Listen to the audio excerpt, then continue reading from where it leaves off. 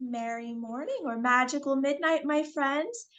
I am Tilly Treadwell, and I have here with me a very special guest. So, to all who are listening across the nation, across the world, across every vibration and every dimension, welcome. Tonight, I have Chris Harmon from MUFON with me. I am very excited and deeply honored that I was able to snag such a wonderful guest. Thank you, Chris, for coming on with me this evening. Would you please be so kind as to tell everyone a little bit more about yourself? Yes, as you said, Chris Harmon. I'm a UFO field investigator. I also work in the ERT division. I'm a counselor for people who've had abductions or contact experience. I work in the STAR team division. I'm also a paranormal investigator, and I'm a psychic remote viewer. So I do psychic readings and I do psychic healings, and I can find lost items, children, uh, pa missing people, places, different things. I'm kind of a well-rounded guy. I'm also a paranormal investigator and a professional photographer as well. Excellent. Well, I lost my favorite rolling pin the other day. Do you happen to know where that's at? Oddly enough, I do. It's Where? Can you tell me? underneath a table, but you haven't looked. Underneath of a table. Um, Shoot, let's Okay. see. Underneath a table, and it's one of the last tables you were at when you were I want to say it's in a is it a bedroom perhaps? And there's a table. I think you dropped it. Okay. It's my favorite Christmas rolling pin, and we emptied out all the bins to find it today. I couldn't find it. It's a small painted one. It's originally like pine, but it's been like hand decorated, hand sealed. Has little paintings of holly and not holly and ivy, the holly and the holly berries. And you know where that's at? I would love to know. I'm trying to think where in the world it would be. It's about 6 inches long and I think like Uh, 3 inches around, but I miss it. what what I can do is after the show, I can do a psychic session, and then I can let you know where it's at. I can give you all the details. Ooh, I like that. I like the way you think. Thank you, sir. When I I'll do keep the when I do the psychic readings for people, what I do is I ask my spirit guides and the ET friends I work with, and they provide me the information, and then I write it all down on paper, and I give it to the people, and I explain it to them. I like that. I like teamwork. Teamwork makes the dream work, they always say, or some nonsense like that, right? Right, exactly. Yeah. So I think that it's so much fun to have you on in the holiday season because although my show is new, I love Christmas, I love friendship, and I love that we both used to be paranormal investigators and paranormal counselors. So you probably, how much do you know about me? I've never researched you before, I'm That's a seeing you for I'm seeing you for the first time. So Yeah. So I was a paranormal investigator with a Catholic church actually for a little bit. And then when I resigned from there, I retained one portion of the job, which was essentially to be kind of like a paranormal counselor. So I did that for several years, and I'm just excited to have you on because it sounds like we've got a lot in common there to chitter about, and I think it's cool to meet someone else who does that because I've never met another true paranormal counselor. I mean, you do a slightly different branch than I have, and I think that's cool. So, can you tell me more about what it's like to be an abduction counselor? I guess it's very rewarding because you get to help a lot of people who a lot of times have been through the same things you have been through, and you Mm. get to help them overcome their fear because most of the people when they have ET alien contact, there's no harm involved. It's just the fear of knowing that they're there because you don't understand what's going on. And then having somebody come into your room or house at night and you're not aware of it or not, it's not something you expected, it can be scary, and people can be hurt and traumatized. And then they're not being physically hurt. It's just the whole process of knowing somebody's there, kind of like an intruder, and it's Mhm. scary. And so what I do is I take these, I help the people, man, woman, child, whoever it is, and I speak to them over the phone. I get them in a nice, calm, relaxed state, and once they're calm enough, they begin to tell me what happened to them.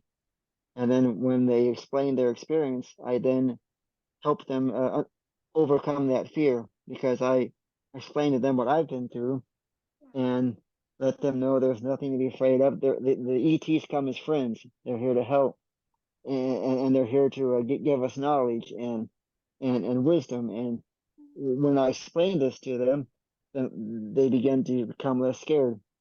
Now, some people, females, and some males too, but a lot of it's females can they can really take this to heart. They get so scared that they're afraid to speak to anybody, and so I will give them the courage to come out and explain themselves. And a lot of times, what I do with people is I give them meditation because I have a way of writing out a meditation that can take. Let's say I could take you and take you with this meditation. I could take you to a beach or somewhere that you really enjoy. What I do is I implant a vision into your mind with meditation, something really beautiful that you like to see, and you will see this beautiful beach or island, or maybe it's a garden or somewhere beautiful, and you see this at night because I give this meditation to you, and that takes you away from the normal environment. So if the Mhm. ETs do come in, your mind is somewhere more happy, so you're not focused on what's going on in the present. Mhm. I have people that will contact me back and say how they are so grateful because the meditation I gave them helps them sleep a lot better, and it helps them become more Mhm. relaxed, and they're no longer afraid of the encounters that they have, the experiences with the ETs. In fact, some people say they don't even have the experiences no more. I mean, maybe they still do have the ET experience, but they're no longer focused on it because their mind's in a happier place. Yeah, yeah, absolutely. Yeah, all of that makes total sense to me. And for the most part, I completely agree with you. I have met a fair handful of people who say that they've had negative ET and entity encounters, and I do also believe that that exists. I think that there are some hostile or more parasitic groups of the negative type out there who interact with humankind. But what do you think about that? What's been your experience? There are some negative ETs. We call those the grays. The Uh, Greys, okay. and they do tend to be more mischievous, and in some cases, Mhm. unfortunately, they do harm. Okay. And now the ones that I deal with, and a lot of the people I work with have dealt with, are not the Greys. There's a group of others that are helping people. They're healing, they're helping, and they're Mhm. working with us. They don't socialize with the Greys. They keep their distance. Yeah, Those two they don't get together. And yeah. unfortunately, I'm able to help a lot of people overcome their fear and help them understand what's going on. But unfortunately, when you're dealing with people like the Greys, I call them people because they're other forms of humans. But when you're dealing with Greys, unfortunately, I can't necessarily go in there and stop that from happening. However, I can give them words and different techniques they can use to let the Greys know that they're not welcome in your environment. I like Because if that. you if you have a proper mindset and are serious enough, you can put a telepathic message to them, letting them know that they are not welcome. And I also tell the people that I help that they can envision a white light around the room. It's a beautiful, pure, golden white light all around the room, and that is a shield against the gray ETs. That white light is so powerful that they cannot cross that threshold, that border, and that does help because grays, especially grays, they do not like bright light because it bothers their eyes. Uh-huh. Interesting. So every time I have ever run into any of the gray peoples as you called them, which I like that a lot, by the way, that you're not calling them creatures or beings, you know what I mean, as though they're lesser. I really like that. Um, Anytime I've ever run into them, they have been either very cold or very hostile towards the human race. And that's one of the mysteries I've never personally gotten to the bottom of. So maybe one day that's a mystery that could be unveiled. I would love to know more about that. But as far as what you were saying about the bright light and revoking permission and whatnot, I absolutely agree. And back in my day, if I had met you when I was a paranormal counselor and a paranormal investigator, I would have sent clients and customers to you as like a finishing school. Because for me, on my side of it, I deal with the day to day vibrational quality of life of that person. So, what was their nutrition like at the time? When did this start? Was there something traumatic going on? Was there some type of serious trauma or drama or a serious health ailment, things of that nature, drinking, drug addiction, abuse, all of that. So that's what I would help them resolve. And most of the time, that actually ceased, whatever was going on. But there were a few cases that definitely would have benefited from having someone like you who would be able to teach them more of how to completely revoke all of those permissions and invitations because it was honestly a lot to deal with, and that's why I retired because I had to do both sides of that coin. So kudos to you for knowing all that you do there, because what you're talking about, it is the protectant seal around all of the personal work, personal vibrational work, and not many people seem to know how important all of it is, in my opinion anyways. But what do you think? Oh, it's very important. And like the promise I made to the ETs years ago that I would help every person I could, and I live up to that honor. So it doesn't matter what the person is or who they are. I'm not I don't have any preference in people. I love everybody. So if somebody Oh, needs help, I don't care who they are, I'm gonna step in and help them. Because it seems like every time I help one person, another door in my career opens up. So I get my career goes farther, and I keep helping people. And the more I help, the farther my career goes. And the farther my career goes, the more people I can reach. yes, absolutely. That's the magic of vibrational management, one could say, or the magic of love. Absolutely. So you mentioned earlier that you enjoy being able to help people, especially that have been through similar things as yourself. So could you please tell us a little bit more about your early visitations from non-human people? What happened? I was a younger person. I can't recall right offhand what age. I want to say maybe 15 or 16, but I began to feel a presence in my room. But of course, as a child, I was too scared to turn around. Even at the age of 16, I still didn't want to turn around because I didn't know who was in my room. I just knew it wasn't normal. But I was never harmed. And this went on for several years, and I had too much fear to turn around. It wasn't until I was much older that I slept in a different room. I had a brother that got married, and he at the time had been sleeping in the basement. And so when he got married and moved out of the house, I moved into the basement and slept there. And then one night the ETs came back, and I looked up and I saw them.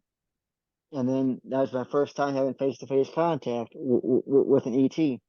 But when I looked at him, he was smiling and had his head turned, kind of a smile, kind of a weird smile, but there was no harm involved. So And what did he look like? Could you describe him for? yeah, he looked just like a regular person.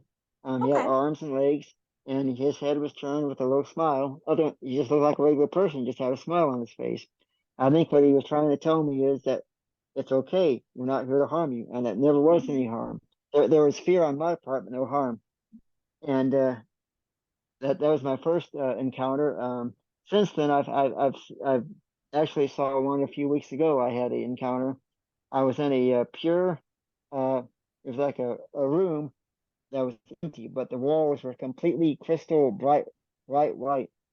And right in front of me was a what I refer to it as a large grasshopper, but some people call it a praying mantis. Yeah. And the room was infused with love. There was love all over the room, and Oh, neither one of us said a word. We just embraced each other, and that was it. Next thing I knew, I was right back in my chair. wow. They were Awesome. they were telling me that we still care, that we're still with you, and I know they are because I feel them at times. Really? So what does it feel like when you can feel them in the modern day? Just feels like almost like a person behind you tapping you on the shoulder, like we're here. Nice. Even had a I've even had a up close visits with my spirit guides. They've actually came and visited me in person before. Interesting. Who and or what are your spirit guides? Can you describe Um, them? I know I know one is a female and kind of like a mother figure. First time I ever saw her, because normally I would feel them, but I would never see them. And I was real sick one day earlier this year, and I asked them to let me know they're with me, and they didn't come. I didn't feel anything. The next day, um, they came to me in person. She did, and she looked at me and said, "You're doing a good job. You will get rewarded for this." And as soon as she said rewarded for this, immediately it's like a light clicked. I knew who she was. Like all the memories came flooding back. Interesting. All right. So, do you have any idea of what she looks like herself Oh or yeah, yeah, she was in person, just like you standing there. okay. She was dressed all in black, had black hair and a beautiful smile. I will never forget the smile and her blue eyes. Excellent. Okay. Um, and as far as your MUFON work, could you please tell us how you got involved with MUFON? Yes, we were doing a some of our ghost hunting group. We were sitting around one day, and one of the gentlemen made a comment about you got to join MUFON. I said, "What's MUFON?" He said, "Well, MUFON is you investigate UFOs." Well, it was like a light clicked up here. It was like immediately I knew that I had to get involved in that, and so I had to buy their. It's like a college book about yay thick. You have to take a test on that. I memorized every word in that book. I could recite it blindfolded practically. I memorized every word and passed the exam and got involved with MUFON. I started investigating UFO sightings, and then I joined the ERT group, which ERT is like a home for me because I'm able to really get out there and help people and work as a counselor and help everybody. And I'm working in the ERT area. Plus, I work with who say they see UFOs. I fill out all the paperwork, interview them, investigate what it is they claim they saw. I work in basically 7 different areas, but I love it. It's like a second home Nice. for me because being in MUFON has allowed me to really not only learn more about my ET contact, but help other people who have had similar encounters. And then nothing more rewarding than being able to help somebody and help them overcome their fear. Excellent. So, do you think that the ET people, do you think that they're more interdimensional, or do you believe that they're coming here from other planets, or they're underground in the ocean? All of the above, none of the above. What is it that you believe after all of your years studying this fascinating phenomenon?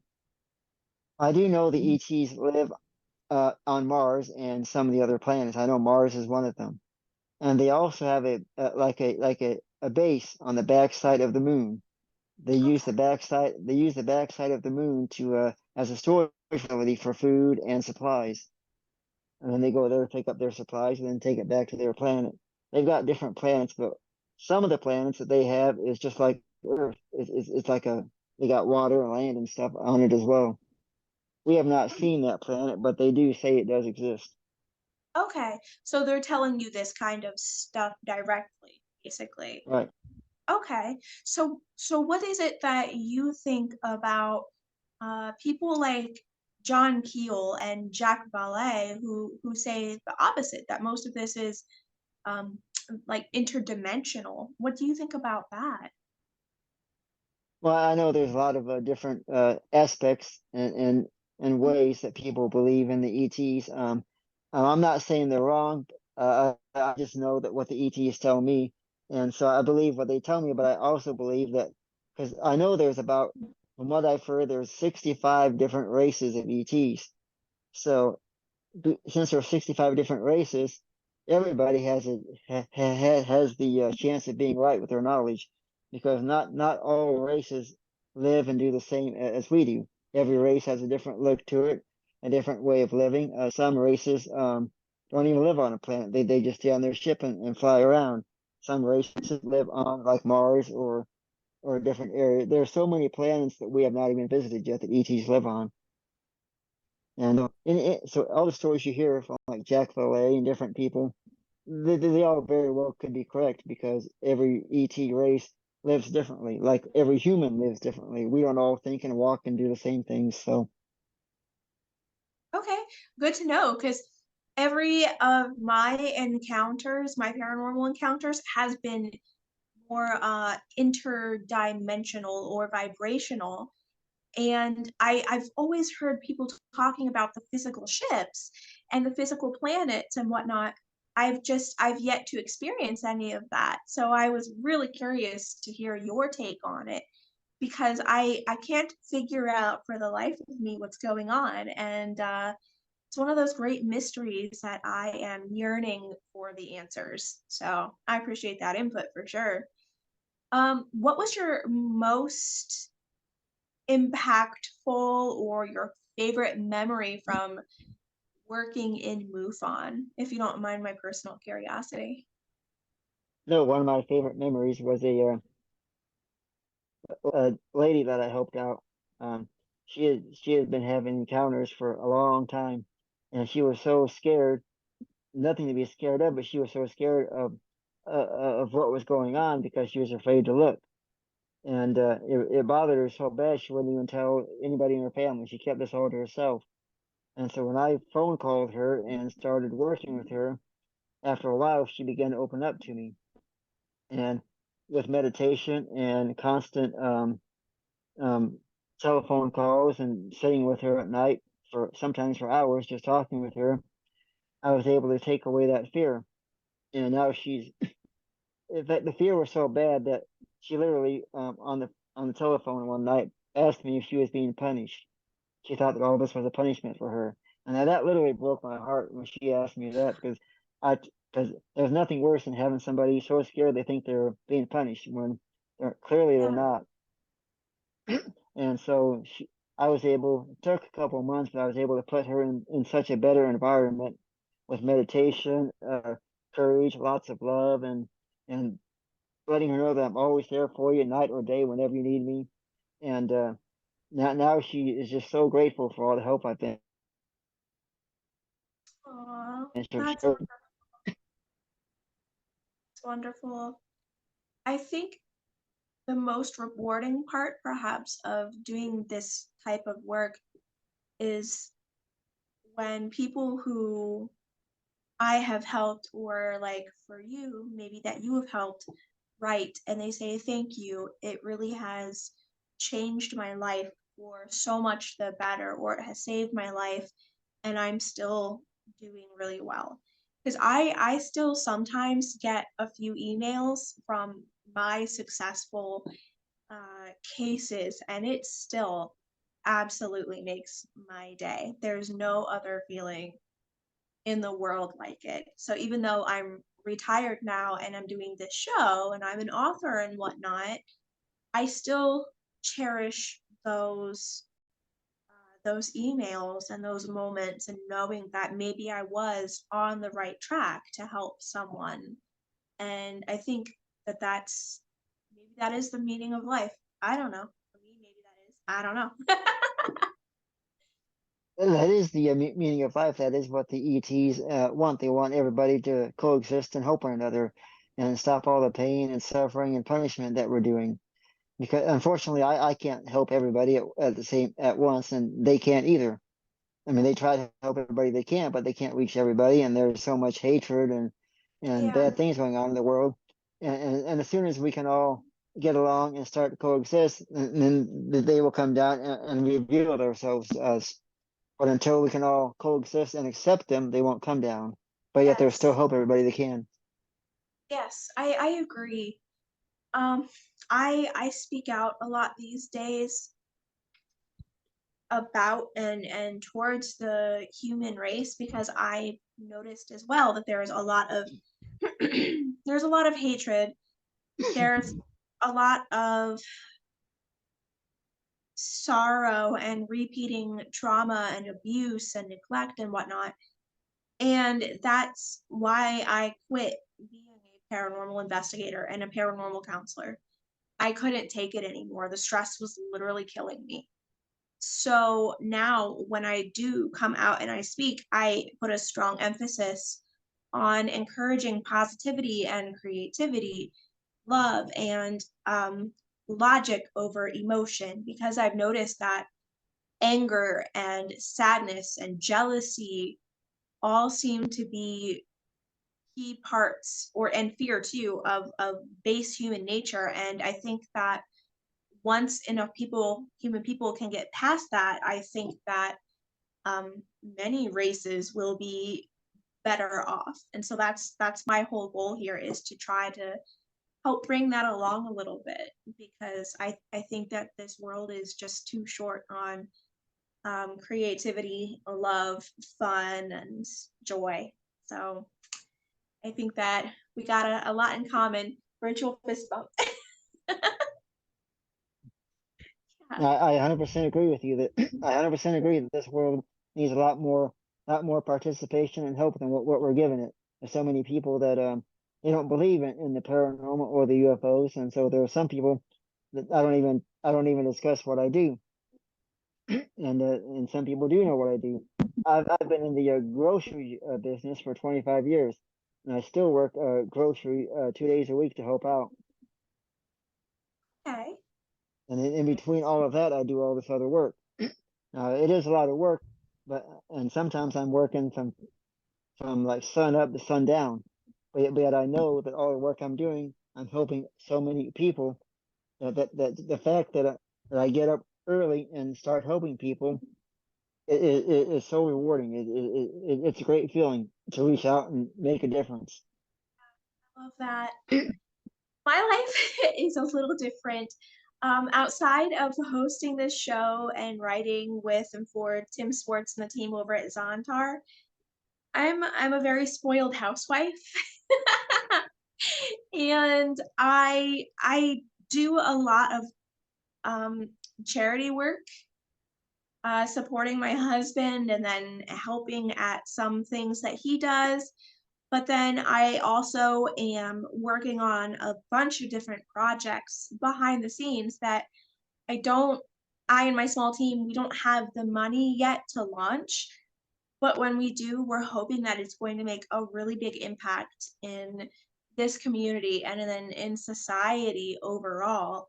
So, for example, I am a master tea blender. So kind of it's kind of like a tea expert, you could say, but I have a niche in dessert teas. So I create my own original blends, and I've been working now on a menu for the Weird Walk Home and the gourmet e-shop that we're going to launch at some point.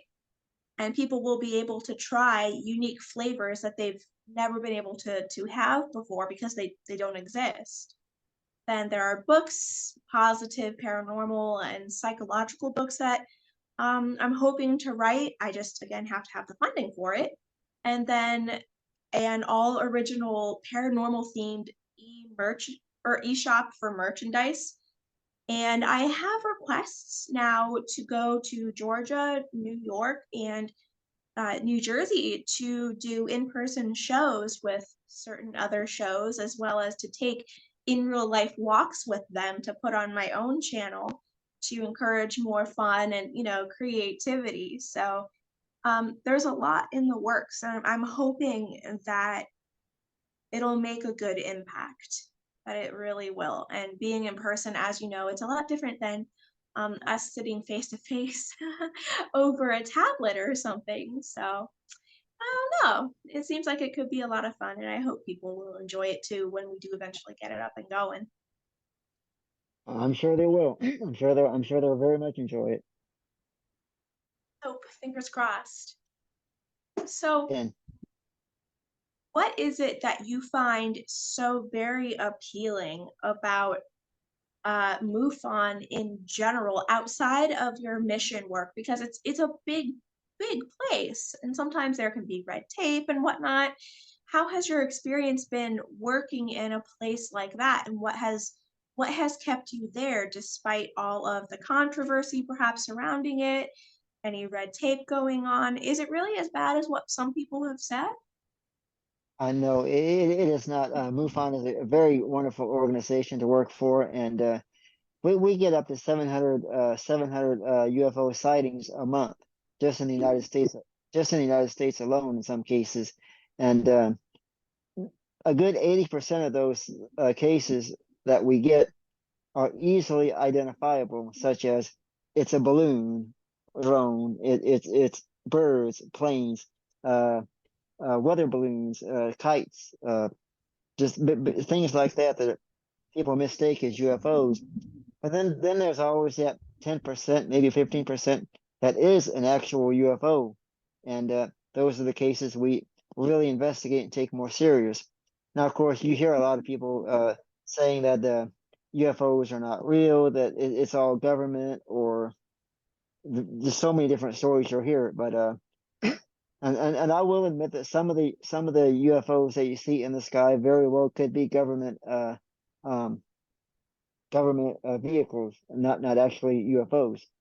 But we take everything serious, and what makes it so wonderful working with them is that number one, you make a lot of friends.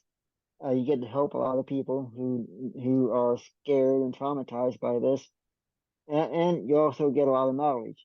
It's kind of like going to college. You learn as you go, and Yeah. and the longer you're in MUFON, the more knowledge you gain. And over time, we hope to unravel the mystery of the UFO subject and really bring everybody into what we know. Hope spread the knowledge. That makes sense. Okay, so it's a pretty good place to be. Got it. So, what makes an experience or an alleged UFO interesting or seemingly more legitimate to you and to MUFON? What are the criteria? Well, what makes it so interesting is the fact that as people who have experiences such as me, getting into a job like that, or not so much a job, I call it more like a home, but getting in there and being able to tell your story, tell what happened, and having other people that say though they've had the same thing happen, it's very comforting. And then being able to research it and learn more and more about what happened to yourself and other people, it's hard to really put in words because there's so much love, and and what a person can be so surprised that there's been hundreds of other people that have been through the same exact thing, and be able to have all these people come together and share their experiences. Because I work with a in a group with I don't know if you know Kathleen Martin. I'm not familiar, but I'm also very new to That's this fine. circle. I work with help her in a group called Awakening Souls. It's a support group for people who've had abductions or contact experience. And we meet once a month, and everybody sits around and tells their stories and help each other.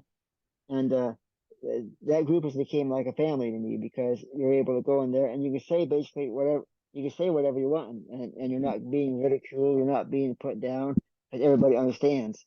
And the whole MUFON organization is like that. We're all one big family, so it's a great place to work, and I wouldn't leave it for nothing. I love it. So how does someone join one of the support groups? How does someone qualify for that? If you've had contact experience and you would like to join a support group, we always offer the people we help with. We always offer that. We would send them a an email or like a link. And they can click on that link and fill out an application, and then they would be contacted in a few weeks if they're accepted or not. Oh, okay. So there is a screening process. Oh yes, we basically just have to just have to hear your story, and then just kind of get a not a background check, just get to know you a little bit, and then decide if you're accepted. But we never turn anybody down because everybody is like this to us. We take it we love everybody. So Yeah, yeah.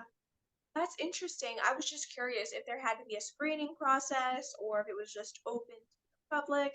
Some places are, some places aren't. So it was just my personal curiosity there. sure, no problem. What are you drinking tonight, by the way? Oh, it's a can cola. It's called Pentimans. Oh, okay. It's I've kind heard of like a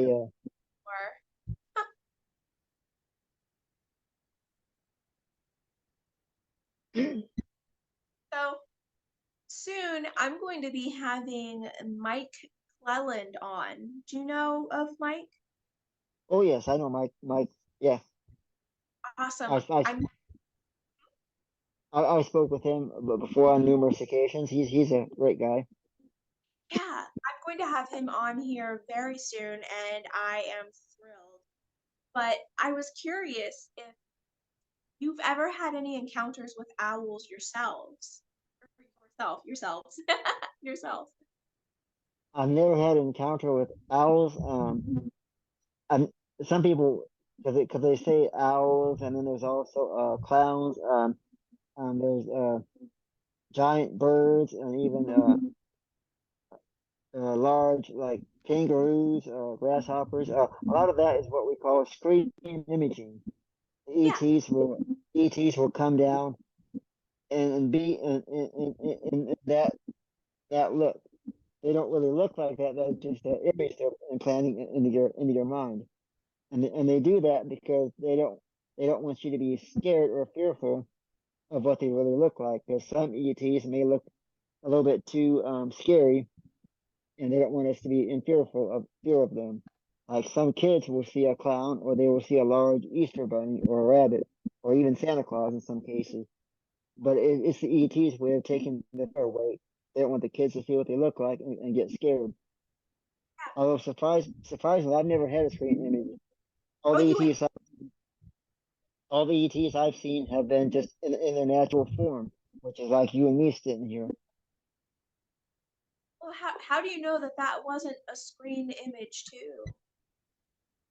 I can't prove it, but based on what they've told me, and because I have a way of reading people, I get a feeling like if something is good or bad or real or fake, I just get a feeling. I never felt anything bad towards them at all. It's all been peaceful, and I know that what I've seen is real. That is their look, except for the grasshopper I seen a few weeks ago, or the praying mantis, as some people call it. That was his actual. Right? I think he might have been like a past family member from years ago because we all come from one source, and then we're brought into our physical form. Like all of us bodies are just basically conscious, like a spirit. But then we're placed into our physical bodies. And before we came into here, some of us were into the ET race. I'm sure.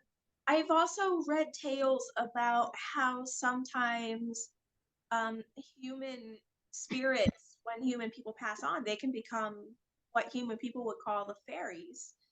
So there's an old Russian tale about a being called the Domovoi, and that is said to be the ancestor of the family, whomever it was, who had passed away before the rest of the family, and then they came back as a guardian spirit for the home.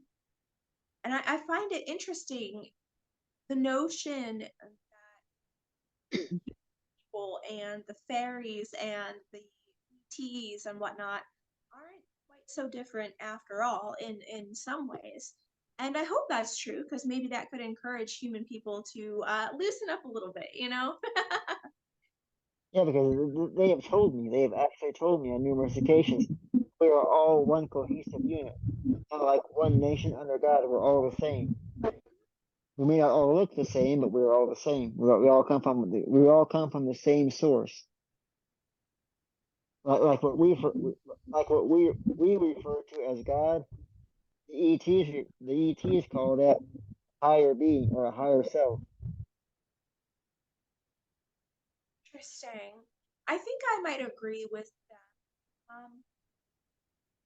My own personal theory is that we all came from God, or as I would just say, the creative original source, and that every facet possible of that creative source is was and will be expressed. Or I think I conjugated that wrong. Everything that ever could be was, is, and will be. I think that's a better way to say it. And I think that includes every type of person, being, creature, inanimate object ever. And I find that to be such a beautiful theory. So I regard everything and everyone as sacred. But I don't know. Maybe I'm crazy. I mean, I am sitting here half in my pajamas against a backdrop of a fake Christmas tree screaming. So I don't know. Maybe I'm a little kooky myself. So I leave it up to everyone else to decide. Are we all God's spirit, or what all do you think? And we all are God's spirit, or as ETs call it, a higher source. We're all made from the same source. And then some of us are placed up there with the ETs. Some of us are placed down here. Well, now here's the thing: when we die or pass on, we don't actually die. Our consciousness, our conscious, goes up there to where the ETs are and the higher source. Our conscience goes up there, and we have the option of moving on to like heaven or different places, or coming back here. Or if we don't want to come back here, we can come back as an ET, and we have the option. We don't have to be a person. We can be an animal. We can be a bird. We can be ETs, or we can just move on to heaven. I do believe in something almost exactly the same as that. I just phrase my beliefs more in terms of vibrations and densities and dimensions. But I do think that I agree with you almost entirely. Thank you. Absolutely. Yeah, we So, all. No, go ahead. so when you're not chasing UFOs and saving the world, what do you like to get into? How do you spend the rest of I do a lot of photography work. I have my own photography business. I do weddings and nature photography. I do astrophotography. I love photography. I also do a lot of professional fishing. I do a lot of fishing tournaments. Love to fish. Love to. I'm also really into music. I listen to a lot of music. Just, just pretty much you name it, I probably have done it or will do it. I'm a very well-rounded guy. Plus, I love to cook too. I'm an excellent cook too. So, are you, if you do say so yourself? What is your best dish? um, my best dish would probably be I'm very well versed probably the world's best French toast you ever ate.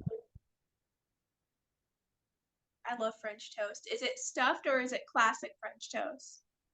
I can do it both ways. I can stuff it or I can do it classic. But either way, it's the best. Great. I know all the secrets to making it really good. Oh man, my husband better watch out. That French toast is calling me.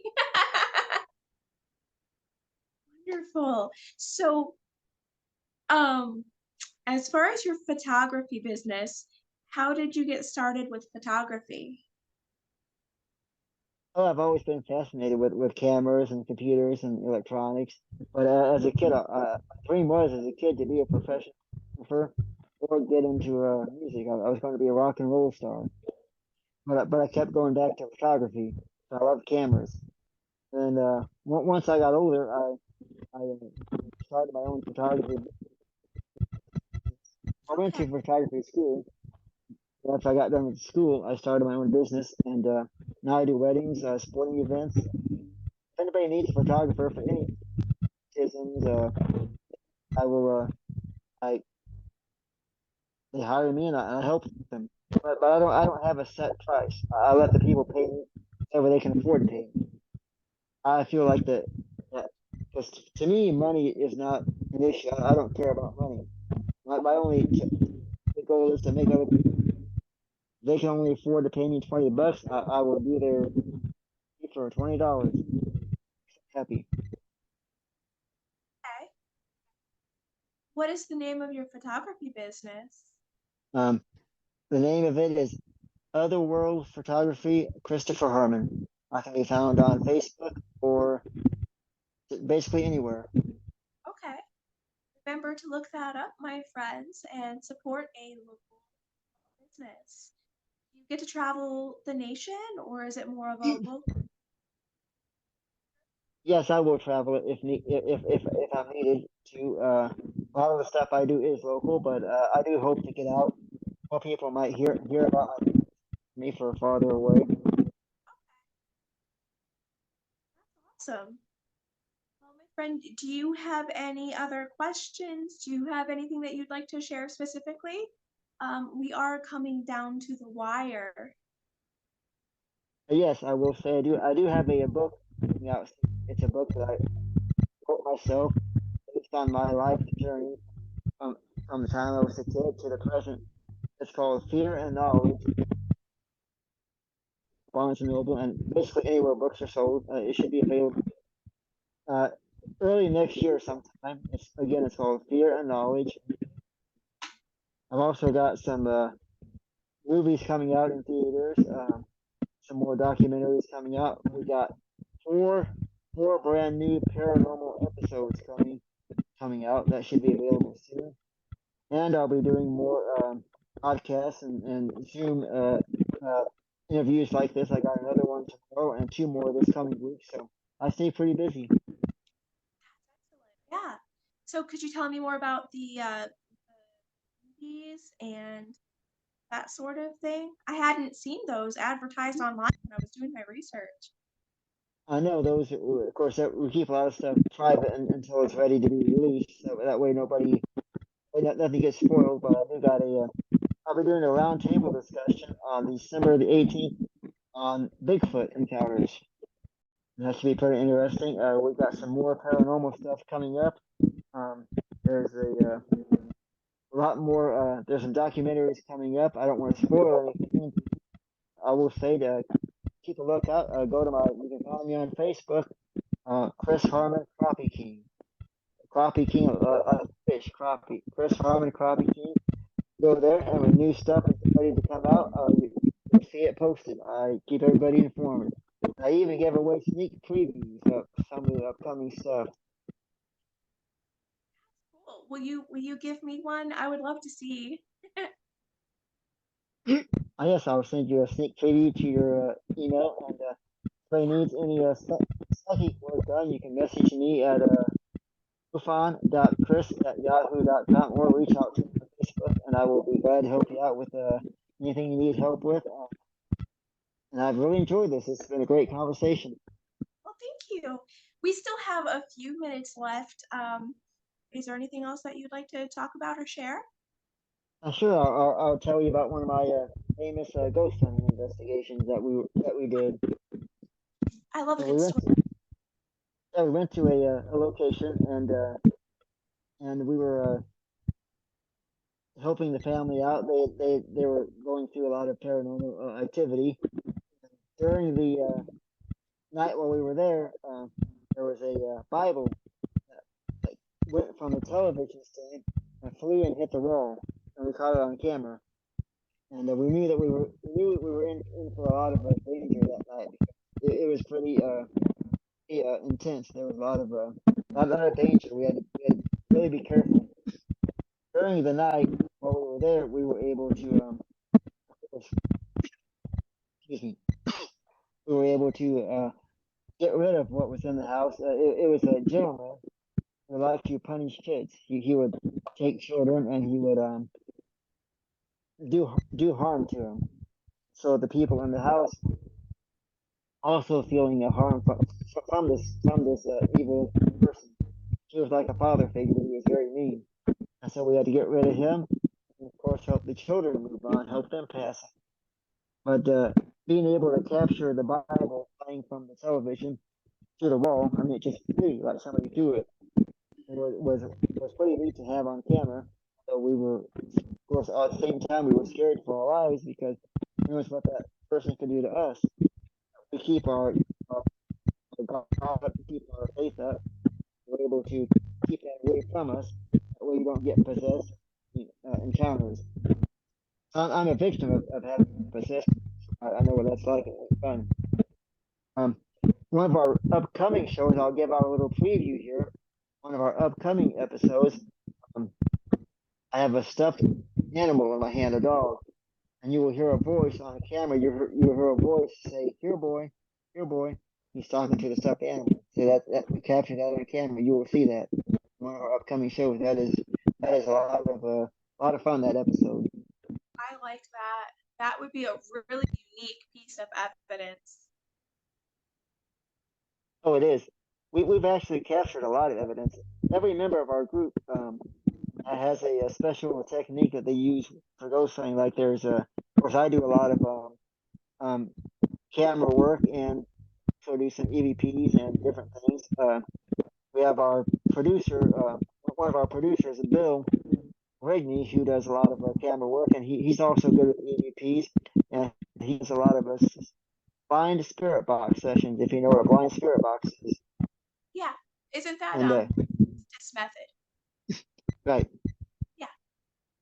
and so he does a lot of that, and he's got his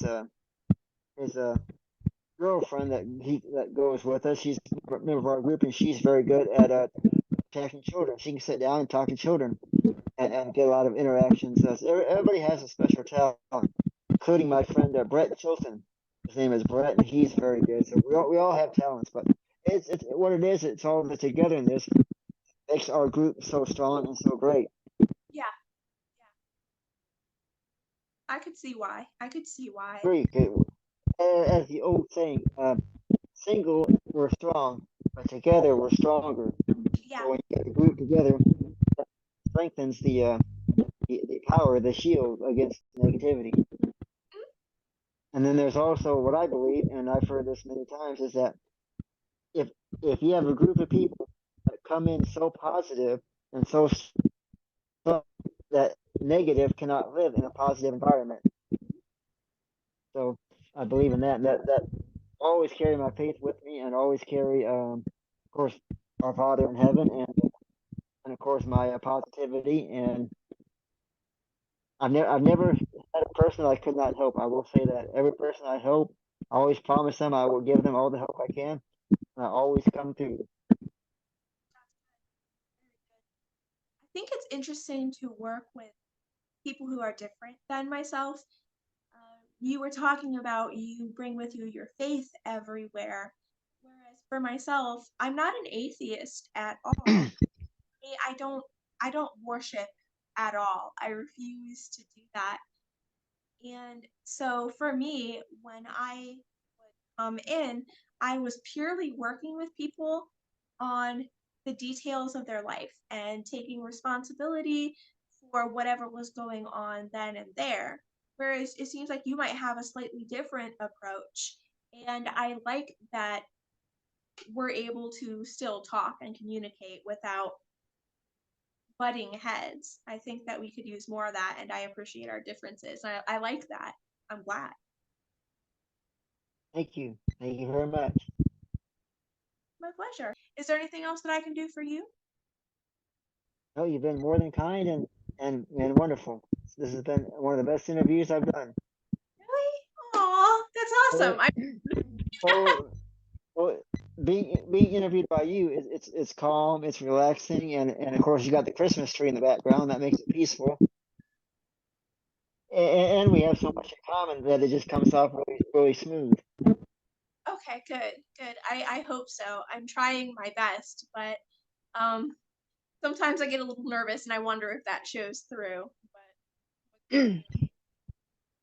I'm I've been doing this for years. I still get nervous once in a while, but it's all right. I have enjoyed myself immensely, good sir, and I can't wait to chat with you again. Um, are you on Facebook? On Facebook, Chris Harmon, Crappie King. You can friends me on there or look me up, and then you get all the updates for new things coming out and where I'm headed next and all that stuff. Okay. I think you're awesome, and I can't wait to have you back and hear more about those adventures. So if you'd like to come back, I'd be happy to have you on as a rotating guest. Because I have Sure. yeah, Yeah, I'd be more than happy to come back here and sit back, relax, talk with you, and enjoy. sounds good to me. I have Tim Swartz. Are you familiar with Tim? Oh yeah. Yeah. That's my buddy. He helped me start this show. I write for him. He's a good friend of mine. He's going to be coming on my show about once a month or so. Hi, kitty. And my cat is here to say hello. And then I have a few other people who are going to be rotating along with me. And if you'd like to join, I'd be more than happy to have you. So Sure. Sounds great. Let's do it.